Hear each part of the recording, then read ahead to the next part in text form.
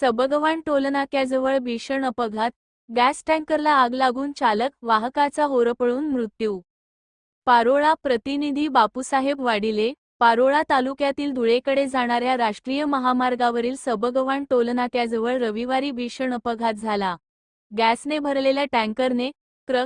GJ 18BV8315 समोरील कंटेनरला मागून जोरदार धडक दिल्यानंतर टँकरला भीषण आग लागली.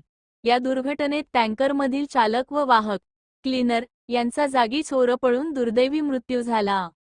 अपघातानंतर काही क्षणातच टँकरने पेट घेतल्याने परिसरात मोठी धावपळ उडाली.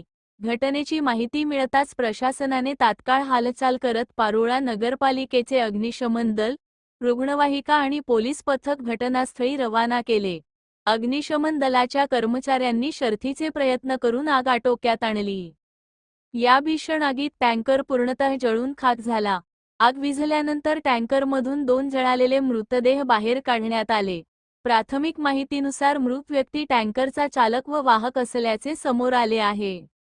घटनास्थळी वरिष्ठ पोलीस निरीक्षक दीपक पाटील, महेश पाटील, भूषण पाटील, अभिजित पाटील तसेच इतर पोलीस अधिकारी व कर्मचाऱ्यांनी तातडीने धाव घेत वाहतूक सुरळीत करण्याचे काम केले. काही काळ महामार्गावरील वाहतूक ठप्प झाली होती.